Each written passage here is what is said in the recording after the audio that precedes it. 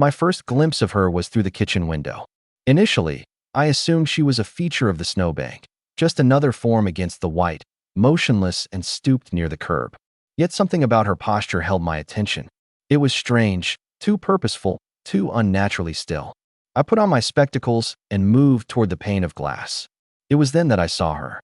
A German Shepherd puppy, perhaps 5 or 6 months of age, was coiled tightly on the bus stop bench. Her body was nestled within an unzipped school backpack, opened just wide enough for her to fit, as if someone had stowed her away and abandoned her. The straps hung down to the frozen pavement.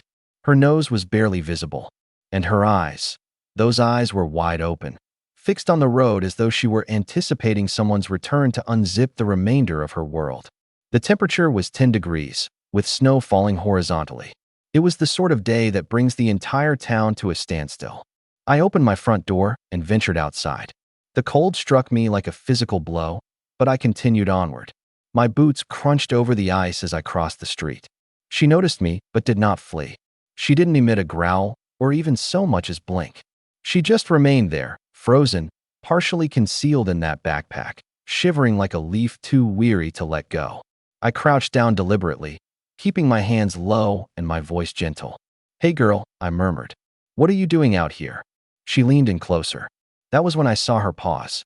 The very tips were red and raw from the exposure. She must have been outside for hours, possibly longer. I scanned the area. There were no footprints, no tire marks, no vehicles, no child running behind schedule. Only her and the wind. Tucked into a side pocket of the backpack was a folded piece of paper. I slid it out with numb fingers and carefully unfolded it. The script was unsteady, clearly that of a child. "Her name is Sally. I'm sorry. I had to. Please be kind. She's good." That was all. No name, no phone number, just that message. And that's when the reality struck me. She hadn't been left by mistake. She had been deliberately positioned, as if someone had guided her to that very spot, tucked her in with a promise, and departed. But Sally hadn't stirred. She was still waiting for someone who was unable to return. "I'm George Harris. I'm 63 and formerly drove the school bus that stopped right at that spot each morning. In all my years, on all my routes, I had never encountered anything like her. At first, I was unsure of what to do. She wasn't whimpering or barking, just sitting there with shallow, nervous breaths, as if every second she anticipated the sound of returning footsteps. A tiny figure in a world too large, zipped into a bag designed for notebooks and pencils, not for a life. I extended my hands again, more slowly this time, and slipped them underneath her. She tensed but offered no resistance, just a faint, involuntary tremor as I lifted the entire backpack from the bench and held it against my chest. She felt light, much lighter than she should have been. I carried her home through the snow, one deliberate step after another. The backpack was pressed to my coat, my body serving as her shield against the wind. Inside, I placed her by the radiator in the den. The room was warm, carrying a faint aroma of cinnamon and wood smoke from the candle I lit nightly in winter. I unzipped the pack completely, allowing her to crawl out on her own terms. She didn't, at least not immediately. She remained half-tucked inside, observing me. So, I settled on the floor a few feet away and waited. 10 minutes went by, then 15, and finally, a single paw emerged. She stepped out tentatively, each movement shaky as if she lacked permission to exist in such a place. She sniffed the floor, the baseboard, and then me. Her nose brushed my boot before she quickly retracted it. That's when I spotted the tag on her collar. It was a simple, small aluminum bone, dented on one side, but her name was etched there, just as the note had indicated. "Sally," I said the name aloud, softly. "Hey, Sally." Her ears twitched. I tried once more. "Sally, you're safe now." She did not approach, but neither did she retreat. She simply laid down on the hardwood, curling into herself with her nose tucked between her paws. I got up, went to the kitchen, and opened the only can of dog food I had, a leftover from a stray I had fed the previous year. I warmed it slightly and added some warm water. I had no idea if she would eat. I just set the bowl a few feet from her. She observed me the entire time. 10 minutes later, she rose. Her legs were weak, her back stiff, and she took one slow step after another before she began to eat. She took small bites, as though she couldn't believe it would last. as if everything she had ever known was temporary. When she was done, she returned to the backpack and curled up inside it once more. I swear, she preferred that cold nylon shell to the soft towel I had laid out. She chose it over the warmth of the house, over the opportunity to move on, because that was the last place she saw him. Whoever he was, the one who penned that note, the one who packed her away like a lunch and departed, his heart breaking with each step. She wasn't just clinging to a scent. She was clinging to a promise that someone would return, that perhaps this was all a terrible mistake. And I knew in that moment that I couldn't let her continue to wait by herself. That night, sleep eluded me. Every time I shut my eyes, I envisioned her curled in that backpack as if it was all she had left in the world. Her body was still, her eyes open, watching the door, as if she didn't yet trust the silence. As if she knew all too well the sound that preceded someone leaving for good. I kept the den light on and left the door ajar. Periodically, I would get up and peer around the frame. She hadn't moved, still inside that bag, still folded into her sorrow as if it were a suit of armor. When morning arrived, I brewed coffee and heated another bowl of food. She waited until I moved away, ate in silence, and then returned to her spot as if by instinct, as if she had been trained not to hope. But that morning, I attempted something new. I gently pulled the backpack toward the fire, not so close as to frighten her, but near enough to warm the air around it. Then I sat in my recliner, just as I used to when my daughter was young, and read from the newspaper aloud. The weather, local news, trivial little stories. She listened. She didn't move, didn't blink, but she was listening. This became our ritual. Every morning was the same. Me in my chair with my coffee, her in that backpack like a time capsule, listening, breathing, staying. On the fourth day, I came downstairs and didn't find her in the backpack. She was by the window, sitting as still as ever, staring out at the street, toward the bus stop. My chest clenched. I recognized that look, that vigil, that kind of devotion that defies logic. When I was still driving the school bus, I used to see it in children, too, waiting on porches, by mailboxes, their faces illuminated with the hope that maybe today someone would wave back, that maybe this time someone would remember. Sally had that same expression. She remained by the window the entire day. She didn't stir when I brought her food. She didn't flinch at the sound of my footsteps. She just watched. At 3:17 p.m., when the yellow bus pulled up to the stop across the street, empty this time, as school was still closed from the storm, her ears perked up, her body leaning forward ever so slightly, waiting. When the bus drove away, she didn't move, just stayed there as if her internal clock was set to that single moment and nothing else. That evening, I sat on the floor beside her, not too close, just near enough. "I don't know who he was," I said, "but if he could see you now, he'd know you never gave up on him." She didn't turn her head, but I saw it. A blink, slow and heavy, as if the weight of the world had just shifted a fraction of an inch. And for the first time since she arrived, she rested her head not on the floor, not inside the backpack, but on my foot. It was a light, barely their touch, but it was enough to communicate, "I know you're here." And I thought, maybe, just maybe, she was starting to believe I wasn't going anywhere. The next morning, I didn't find her in the backpack, nor did I find her by the window. I found her in the hallway, curled up on the old rug right outside my bedroom door. Still silent, still wary, but closer. I stood there in the doorway, one socked foot on the cool tile, my heart in my throat. I didn't say a word, just knelt down slowly and whispered, "Hey, Sally." Her ears lifted. There was no wag, no rush toward me, but she blinked and she stayed. That was all the encouragement I needed. I prepared oatmeal and scrambled a small egg for her. She waited until I turned my back, then padded into the kitchen, her paws clicking softly as if she were afraid to be heard. She ate slowly, always slowly, never emptying the bowl, as if she expected it to vanish at any moment. By noon, we were sitting by the fire again. This time, I brought her a blanket, an old flannel one I used to keep in my truck during long shifts. I laid it beside the fire. She glanced at it, then at me, then walked right past it and sat at my feet. She didn't curl up, didn't sleep, just rested her chin on my boot and watched the flames with me. That night, I sat at the table with the note from the backpack. I had read it so many times by now that the creases were beginning to tear. "Her name is Sally. I'm sorry. I had to. Please be kind. She's good." I kept trying to picture the hands that wrote it. Small, nervous, maybe those of a 10 or 11-year-old. Hands that trembled but still managed to tie the knot on the backpack. Hands that probably hugged her one last time and whispered, "Wait here. I'll come back," even if they knew it was a lie. I started making calls to shelters and schools. I used to know people, drivers, lunch ladies, teachers. I kept my inquiries vague, just asking, "Anybody know of a kid who disappeared recently? Someone who might have had a dog?" Most people dismissed my questions, but one woman called me back. Linda worked the front desk at an elementary school near the edge of town. She said, "We had a boy, Caleb, 11, who vanished just before the storm. He'd been living with relatives after some trouble with his mom. There were domestic reports, but nothing was ever confirmed. Then he just disappeared." I asked, "Did he have a dog?" A long pause followed. Then, "Yeah, a puppy. A German Shepherd mix. Brand new. He said it was the only good thing he had left." What? I looked at Sally, now asleep on her side, her chest rising and falling slowly, and I whispered into the phone, because she never stopped waiting for him. Linda said she would make some calls, and I sat there for the longest time, my hand resting on Sally's side, thinking about a boy with too many burdens and a dog who carried all of them for him, still waiting, still believing. The snow let up the next morning.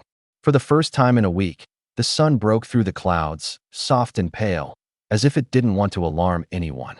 Sally was already at the window when I came downstairs, sitting and waiting, no longer tense, just steady, as if a part of her still believed today might be the day. I stood behind her, mug in hand, watching the street with her. "Nothing yet, huh?" I said. She didn't turn, but her tail gave the slightest twitch. An hour later, Linda called and said they had located Caleb through a local shelter system. He was safe, thank God, with a foster family now, not far, just 2 towns over. She told me he was managing, considering the circumstances, but he kept asking about his dog, Sally. They were unsure what to tell him. I sat down, my heart hammering in my chest. "Do you think I can talk to someone, meet the foster family?" She said she would try, but it might require some time. I hung up and looked at Sally. She was still sitting there, still watching that empty corner where the bus used to stop, where nothing had appeared for days. I walked over, sat beside her, and slowly placed my hand on her back. "I think I found him," I said quietly. "I think he's okay." She didn't move, didn't blink, but I felt her body shift slightly beneath my hand, as if she heard me, as if she believed it. The next few days were a whirlwind. I kept calling, pushing gently. Finally, they consented. A supervised meeting, just one, with no promises. The foster family had been wary initially, but when they showed Caleb the photo I had taken of Sally by the fire, he broke down crying. "That's her," he said. "That's my girl." We set the date for Saturday. The wait felt like an eternity. I tried not to act any differently around her, to keep everything the same. The meals, the fire, the way I read aloud in the morning. But Sally knew something had changed. She stopped sleeping in the backpack and began sleeping by the door instead. The night before the visit, I sat with her on the floor, running my hand gently through her fur. "You're going to see him again," I whispered. Then, more quietly, "But I don't know if you'll come back." The thought hit me harder than I expected, because I had grown accustomed to the sound of her paws, to the way she leaned against me without asking, to how her presence filled silences I hadn't even realized were there. But I knew this wasn't about me. This was about a boy, a dog, and a farewell that never felt right. So, I folded up the backpack, brushed it off, and placed it by the front door, just in case. Saturday morning arrived cold and bright, the kind of cold that makes everything feel still. Even the wind seemed to be holding its breath. I woke up early, fed Sally, and brushed the last remnants of snow from the porch. She ate very little. She sensed something was about to happen. Her eyes kept darting to the door, to the backpack I had laid out on the bench. It was more than an object to her. It was the last thread connecting her to him. We departed early. The drive was only 40 minutes, but it felt as if I were carrying the weight of the world with me. I had Sally wrapped in a blanket, resting in the passenger seat, her head just peeking over the edge of the window, her eyes watching the trees blur past. She didn't move much, didn't tremble, but her ears remained alert and focused. We pulled onto the small residential street where the foster home was located. A woman was waiting outside, bundled in a thick red coat. She smiled politely, waved me in, and introduced herself as Aaron. "He's inside," she said. "He hasn't been this quiet all week." I parked the truck and opened the door slowly. Sally jumped down on her own, without a leash, without hesitation. She looked at the house, then back at me, and I said softly, "Go ahead, girl. He's in there." She didn't run. She walked, step by step, across the snowy yard, her nose twitching and tail low, as if following a scent older than the season. Aaron held the door open, and in that moment, time seemed to slow down. I stepped inside just as Sally rounded the corner into the living room. And there he was, Caleb, 11 years old, thin, with freckles, a worn-out hoodie, and eyes that seemed too mature for his age. He stood frozen. Then his lips parted. "Sally," one word, soft and cracked. Sally's body went still, her ears pulled forward, and then, as if a switch had been flipped, she launched herself across the floor. Caleb dropped to his knees and caught her mid-leap. She didn't bark or whine, but her body shook with every breath. She buried her face into his chest, pressing against him as if she could melt right into him, as if she'd been holding her heartbeat in this entire time and was now finally letting it go. Caleb's arms wrapped around her, tight and desperate. "I'm sorry," he kept repeating again and again. "I'm so sorry. I didn't want to. I had to. I didn't want to leave you." She licked his face, his hands, his neck, everywhere. And then she just leaned into him completely. There was no space between them. None at all. I stood there by the doorway and for a long time, didn't move, didn't blink, because I had never witnessed a reunion that needed no words, only touch, only presence, and the sound of something finally coming home. They let me stay for a while, longer than I had anticipated. I sat on the edge of their couch, while Sally curled up beside Caleb on the floor, her head nestled in his lap, as if it had never left. His fingers never stopped moving, grazing through her fur, scratching behind her ears, pausing just long enough to wipe his eyes before starting again. Over and over, as if letting go meant she might vanish. Aaron brought us tea. She didn't say much, just sat nearby, watching with a soft kind of ache on her face, like someone who had seen too many broken reunions that never came full circle. But this one was different. She talked about him in her sleep. I said. Aaron glanced at me. "Dog's dream." I nodded. "You can tell. The paws twitch, the breath changes." But she never made a sound. Not until I told her he was okay. Caleb looked up. Did she wait the whole time? I didn't want to lie, so I told him the truth. She didn't move from that spot. Every day, same bench, same direction. Even when the buses stopped running. Even when the snow came in so hard you couldn't see across the street. He looked down, biting his lip. "I left her because I thought it would be safer," he whispered. "They said we had to leave right then. My uncle was coming back. I knew I couldn't bring her. I didn't want them to take her, too." His voice broke at the end. I told her to wait. I promised I'd find her. Sally shifted in his lap, as if she understood every word. "You did," I said, and she did, too. Silence settled again, but it wasn't a heavy one. It was full, as if something sacred had just been spoken, and we were all still processing it. After a while, Aaron stood. "We should talk," she said gently, looking at me. We stepped outside onto the porch, the cold air biting at our faces. "She can't stay here," she said. "Not yet. Caleb's case is still active. There's paperwork, visits, rules." "I figured as much," I said. "But he can see her. Weekends, visits, as long as you're willing." I didn't even have to think. "Of course." Her shoulders relaxed. "He's been through more than most adults. But this, seeing her again, it's the first time I've seen him breathe like a kid." I nodded, my eyes burning. When I walked back in, Caleb was asleep on the rug, Sally curled tight against his chest.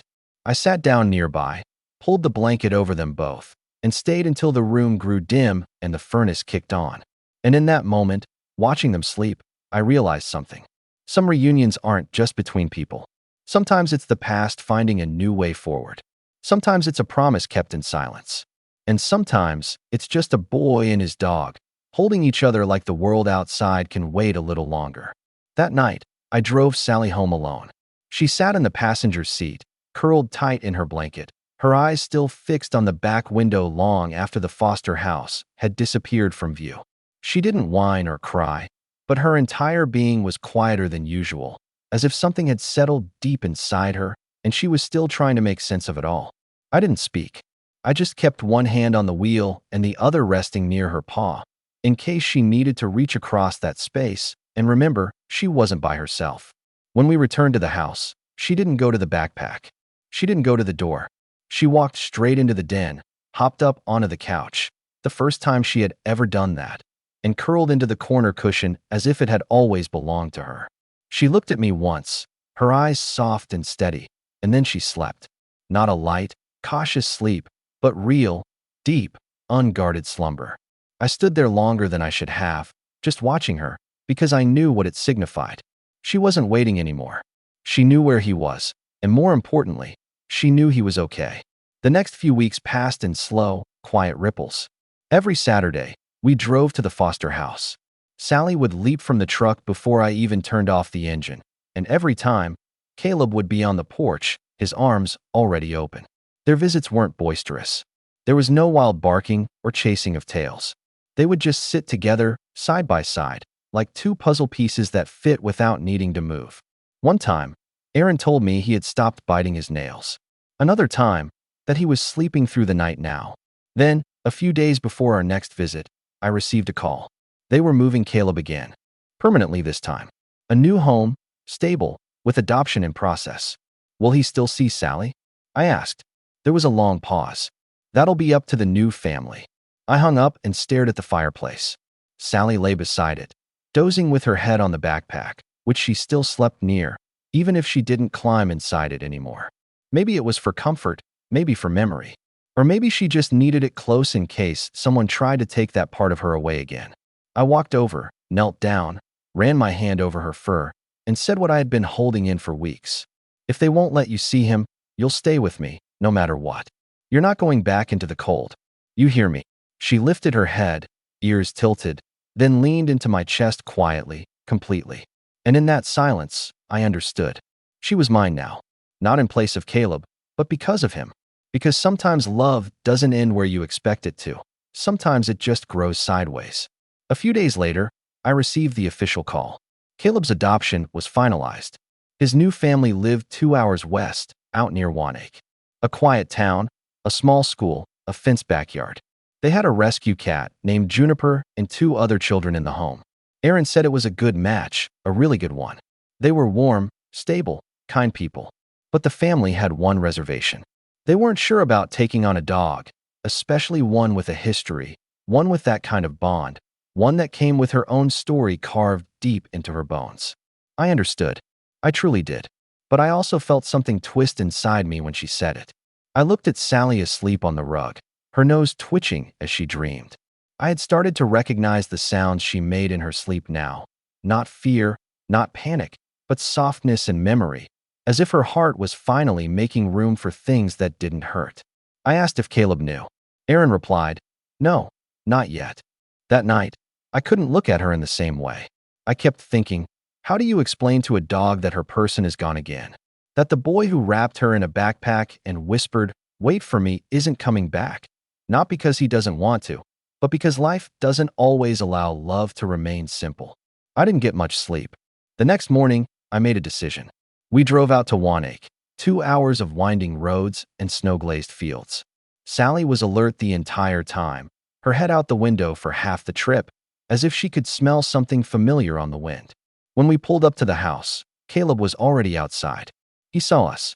His face lit up in a way I hadn't seen since their first reunion. But then his expression dimmed, because he knew, too. He walked up to the truck and leaned in. "Is she staying?" I didn't know what to say. Before I could answer, Sally jumped out. No leash, no hesitation.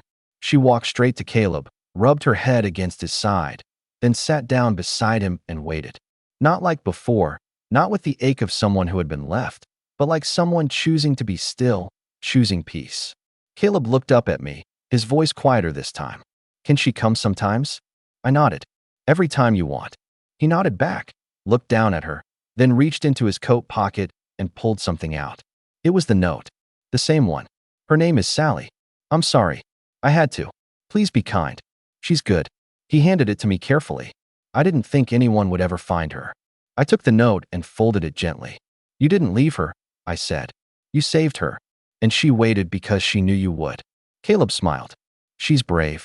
I looked at her, her tail thumping once, her eyes calm. No, I said, she's more than that. She's home. We stayed a little longer that day. Caleb gave Sally a tour of his new room, where the walls were covered in glow-in-the-dark stars. A stack of dog-eared comic books sat by the bed, and a photo of them both was printed and taped above his desk. He showed her the backyard, too. She did a cautious circle of the fence, then ran 3 wild laps around the swing set, as if her legs had remembered something important: joy. It looked different on her now, not frantic or desperate, but whole, light, and free. Caleb laughed as she rolled on her back in the snow, her legs kicking up clouds of white. She used to do that when I first got her, he said. But not after we left Mom's. Not once. I watched her from the porch, my heart feeling both full and sore all at once. She remembered, I said. She was just waiting for the right reason. We had hot cocoa before I left, the kind with 2 mini marshmallows and mugs too big for one hand. Sally rested on the rug at Caleb's feet, her head on his toes, as if anchoring him to the floor. His new parents thanked me before I went. They said they weren't sure at first, but now they saw. She's not just a dog, the father said. She's the piece of him that survived. I didn't argue. I drove home in the dark, the road slick with frost. The truck felt too quiet without her. I kept reaching toward the passenger seat before remembering it was empty. That night, the house felt bigger, colder. I stood by the backpack, still on the bench, and stared at it for a long time. I considered putting it away, folding it up, and tucking it in the closet with the old dog bowls and the leash she never used. But I didn't. I left it where it was, because Sally would be back. Not always, not every day, but for some weekends, some summers, some moments where the past and present could meet again gently, like 2 hands brushing in the dark. And when she came through that door, ears perked, tail low, eyes bright, I would be here. I would have the fire going, her blanket washed, her food in the bowl. Because what she gave me in all those quiet weeks of waiting wasn't just companionship. It was trust, the kind that takes root in the coldest soil and still grows wild. It was proof that even in the worst moments, when the world forgets you, when people walk away, when the bus never comes, love remembers. And sometimes it comes back around, not to stay, but to say, I still see you, I still know you, and I'm still yours. I still keep her photo on the mantle, the one Caleb took that last weekend. The 2 of them in the backyard, snow falling in thick, soft spirals. Her ears are tilted just slightly, his hand resting gently on her collar. They aren't looking at the camera, they're looking at each other. And in that moment, they look whole, like the world didn't break them, like the goodbye wasn't an ending, just a pause between heartbeats. Sometimes I still expect to hear her pause on the floor, those soft little clicks in the hallway late at night. I still glance at the window at 3:17 p.m. Old habits, I guess. Part of me thinks I always will. But this house isn't empty. Not anymore. Because Sally left something here. Not just her scent on the rug. Not just her fur still caught in the fibers of my jacket. She left a lesson, a quiet one, that no act of love, no matter how small, how broken, how uncertain, is ever wasted. That waiting is not weakness. That a heart can stay open even after it's been walked away from. And that somewhere out there, someone might still be hoping for a sign, for a miracle, for a moment like hers.